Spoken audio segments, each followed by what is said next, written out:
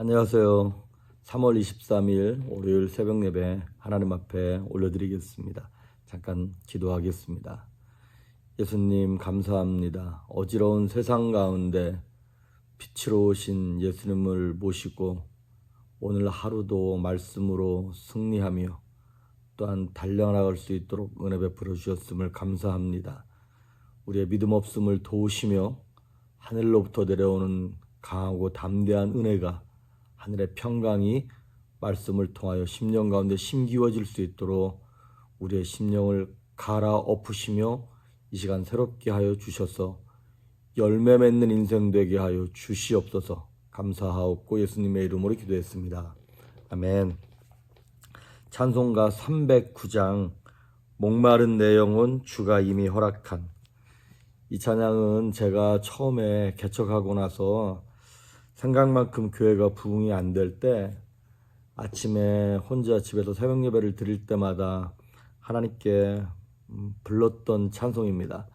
찬양 가사 하나하나가 믿음으로 정말 쓰여졌고 저는 또 그거를 믿음으로 불렀던 곡입니다. 함께 이 찬양 부르면서 은혜가 되면 좋겠습니다. 목마른 내 영혼 주가 이미 허락한 그 귀한 영생수 주여 갈망합니다. 그 약속 따라서 힘써 간구하오니 오 주여 내 기도 어서 들어주소서. 예수의 사랑 예수의 사랑 바다 물결같이 내게 임하니 영광의 물결에 온전히 쌓여서 내 영혼의 기쁨 한량 없도다. 주 내게 약속한 큰 비 내려주시려 은혜의 저 구름 건너편에 떠올라 그 귀한 징조가 내게 밝히 보이니 나 힘을 하여 주께 간구합니다. 예수의 사랑 예수의 사랑 바다 물결같이 내게 임하니 영광의 물결에 온전히 쌓여서 내 영혼의 기쁨 한량 없도다. 은혜의 소낙비 지금 흡족히 내려 구원의 큰 강물 흘러차고 넘쳐서 내 추한 모든 죄 모두 씻어버리니 나 지금 은혜를 충만하게 받았네. 예수의 사랑 예수의 사랑 바다 물결같이 내게 임하니 영광의 물결에 온전히 쌓여서 내 영혼의 기쁨 한량 없도다. 그 차고 넘치는 주의 은혜의 물결 힘차게 밀려와 내게 만족합니다. 오 할렐루야로 주를 찬송하오니 내 맘의 기쁨이 항상 충만함이라. 예수의 사랑 예수의 사랑 바다 물결같이 내게 임하니 영광의 물결에 온전히 쌓여서 내 영혼의 기쁨 한량 없도다. 아멘. 오늘 우리에게 주시는 하나님의 말씀은 창세기 26장 12절에서부터 22절까지, 창세기 26장 12절에서 22절까지 제가 봉독해 올립니다. 이삭이 그 땅에서 농사하여 그 해에 100배나 얻었고 여호와께서 복을 주심으로 그 사람이 창대하고 왕성하여 마침내 거부가 되어 양과 소가 떼를 이루고 종이 심이 많으므로 블레셋 사람이 그를 시기하여 그 아버지 아브라함 때 그 아버지의 종들이 판 모든 우물을 막고 흙으로 메웠더라. 아비멜렉이 이삭에게 이르되 네가 우리보다 크게 강성한즉 우리를 떠나라. 이삭이 그곳을 떠나 그랄 골짜기에 장막을 치고 거기 거류하며 그 아버지 아브라함 때 팠던 우물들을 다시 팠으니 이는 아브라함이 죽은 후에 블레셋 사람이 그 우물들을 메웠음이라. 이삭이 그 우물들의 이름을 그의 아버지가 부르던 이름으로 불렀더라. 이삭의 종들이 골짜기를 파서 샘 근원을 얻었더니 그랄 목자들이 이삭의 목자와 다투어 이르되 이 물은 우리의 것이라 하매 이삭이 그 다툼으로 말미암아 그 우물 이름을 에색이라 하였으며 또 다른 우물을 팠더니 그들이 또 다툼으로 그 이름을 신나라 하였으며 이삭이 거기서 옮겨 다른 우물을 팠더니 그들이 다투지 아니하였으므로 그 이름을 르호봇이라 하여 이르되 이제는 여호와께서 우리를 위하여 넓게 하셨으니 이 땅에서 우리가 번성하리로다 하였더라. 아멘. 성경에는 좀 우울하거나 되게 억울한 인물들, 그런 캐릭터들이 좀 있습니다. 뭐 대표적인 케이스가 요셉이겠죠. 물론 요셉 같은 경우에는 편애로 말미암아, 아버지의 편애로 말미암아 좀 형들에게 미움을 받은 것도 있었고 또 좀 밉상이기도 했죠, 자기가. 근데 어쨌든 그 형들의 일방적인 미움으로 인해서 요셉 같은 경우는 고난을 겪었어요. 그런데 제가 볼 때는 요셉만큼이나 억울했던 캐릭터가 누구였냐면 오늘 본문에 나오는 이삭입니다. 이삭의 인생을 보면 이삭이 어렸을 때 하나님이 그 아버지 아브라함에게 야, 네 아들 이삭 독자로 갖다 바쳐라. 그 번제로 갖다 바쳐라.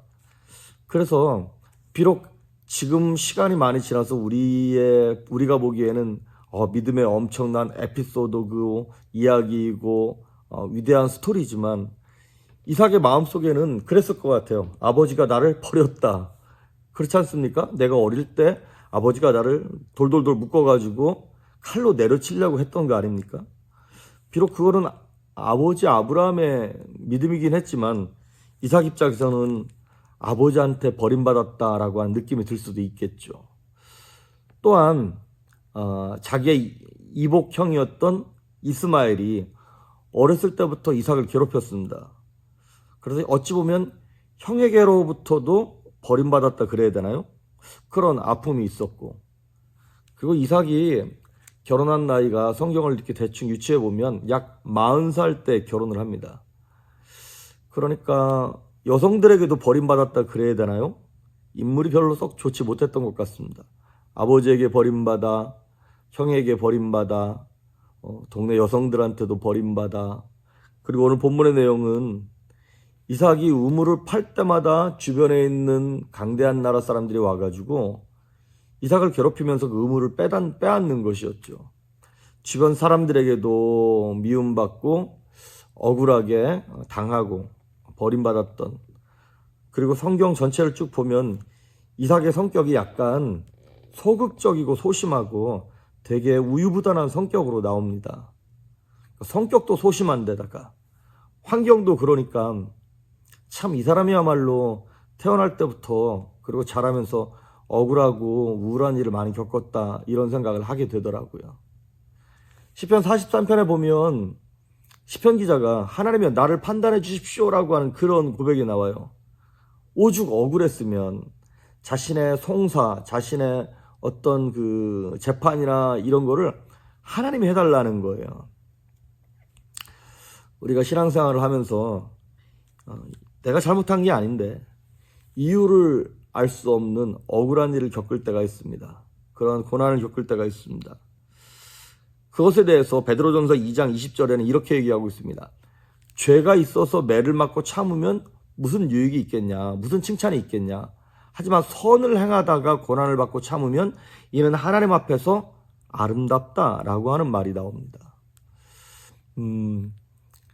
만약에 내가 잘못해서 겪는 고난이라면 회개하면 됩니다. 또 회개하셔야 됩니다.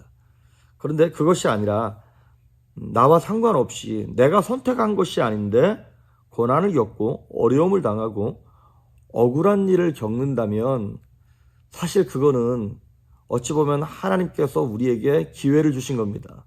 어떤 기회냐면 억울한 가운데 선을 행함으로 그거를 인내해서 하나님 앞에 아름답게 설 수 있도록 하나님 우리에게 믿음의 기회를 허락하신 것입니다. 그래서 오늘 본문의 내용과 이 토픽을 가지고 억울함에 대한, 고난에 대한, 이 불이익에 대한 얘기를 하기 시작하면 한도 끝도 없는데 짧은 시간 안에 제가 이것에 대한 설교를 하려다 보니까 원리와 원칙에 대해서만 간단히 말씀을 드리겠습니다. 오늘 붙잡아야 될 것은 바로 이겁니다. 무엇이냐면 우리가 걸어가는 신앙의 좁은 길과 불이익은 같이 간다는 거예요. 같이 온다는 거예요. 원하진 않는데, 정말 그 불이익을 당하고 싶지 않는데, 신앙의 좁은 길을 갈 때 불이익은 항상 같이 온다라고 하는 것입니다. 그래서 성도는 억울한 일을 믿음의 대가로 받아들여야 한다라고 하는 것입니다. 그래서 내가 원수를 갚으려고 하거나, 나 괜찮은 사람이야, 나 그런 일 할 사람 아니야, 이래봬도 내가 누군데 라고 하면서 나를 증명하려고 하면 안 된다는 것입니다. 나를 증명하려고 하면 할수록 우리는 점점 세상의 방법을 쓰게 되어지고 하나님이 원치 않는 길로, 넓은 길로 갈 수밖에 없는 것이죠. 우리가 억울한 사람에 대한 얘기를 할 때 요셉 얘기도 했고 지금 이삭 얘기도 하고 있습니다만은, 이 세상에서 가장 억울한 캐릭터, 가장 억울한 분은 바로 우리 주님 예수 그리스도이십니다. 죄 없는 하나님이 죄인된 인간의 모습으로 이 땅에 오셨고, 또 이 땅에 오셨을 때 하신 일이 선한 일만 하셨어요. 그럼에도 불구하고 죄인들 중에 가장 악한 죄수들만 짊어지고 매달리는 십자가형을 받았다라고 하는 것이죠. 그런데도 불구하고 예수님은 내가 죄가 없는데 왜 내가 거기 십자가 죽었는지 알아? 라고 하시면서 자신을 증명하려고 하지 않으셨다라고 하는 것이죠. 자신의 죄 없음을 드러내려고 하지 않으셨다라고 하는 것이죠. 우리가 예수를 믿기로, 좁은 길을 가기로 작정했다면, 마음먹었다면 우리는 불이익을 감수할 각오를 한 사람이라고 하는 것입니다. 때로 목회를 하면서, 아니면 때로 신앙생활을 하면서, 성도를 섬기면서 내가 의도하지 않았지만 오해를 받거나 아니면 억울한 일을 겪을 때가 있습니다. 그때 하나님이 하시는 말씀은 무엇이냐면, 그냥 건강하게 깨끗하게 풀 수 있는 건 말로 풀어야겠죠.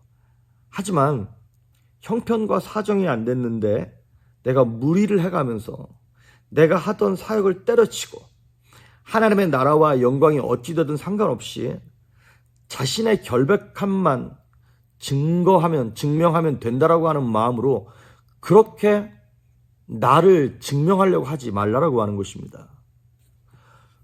우리 잘 아는 요셉도 역시 보디발 장군의 아내에게 억울하게 강간 누명을 당했을 때 요셉은 변명하지 않았죠. 물론 변명할 기회도 없었겠습니다만은 성경에 보면 요셉은 그것을 마음에 담아두지 않았던 것 같습니다. 그리고 오늘 본문도 보니까 이삭이 우물을 팔 때마다 블레셋 군대가 와서 빼앗고 누가 와서 빼앗고 하면서 계속 빼앗을 때마다 싸우지 않았어요. 아니, 사실은 싸울 능력도 없었어요.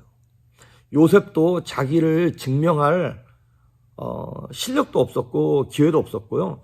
이삭도 자신의 무죄를, 아니면 자신의 권리를 주장할 수 있는 그런 실력도 능력도 없었어요. 그렇습니다. 사실 우리는 이 땅에 살지만 이 땅에서 세상 사람들이 악과 싸울 때 1대1로 붙잖아요. 우리는 백전백패합니다. 우리 예수 믿는 사람들이 쓰지 못하는, 쓸 수 없는 무기를 세상은 가지고 있어요. 그게 뭐냐면 거짓말, 사기, 악한 말들, 이런 것들을 마귀는 갖고 있지 않습니까? 그러니까 어찌 보면 그냥 막장 싸움으로 싸웠을 때 우리는 절대로 우리의 결백, 억울함을 증명할 길이 없다라고 하는 것입니다. 그러면 어차피 우리의 억울함을 증명할 길이 없다면 이 좁은 길을 가면서 예수님 때문에 그거를 내가 좀 당하면 어떠냐는 거예요. 갈라디아서 6장 9절에 이런 말씀이 있습니다. 선을 행하다가 낙심하지 말지니 포기하지 않으면 때가 이름에 거두리라. 옛날 개역성경에는 선을 행하다 낙심하지 말지니 피곤하지 않으면 때가 이름에 거두리라 그랬어요.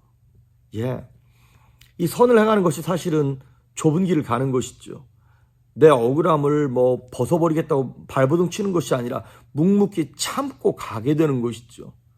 근데 참고 포기하지 않고 하면 때가 되면 하나님께서 억울함을 벗겨주시고 나의 불이익을 하나님께서 갚아주시겠다고 하는 것입니다. 누가복음 18장 7절에 보면 불의한 재판관과 억울한 과부에 관한 얘기가 나오죠. 그때 18장 7절에 이런 말이 나옵니다.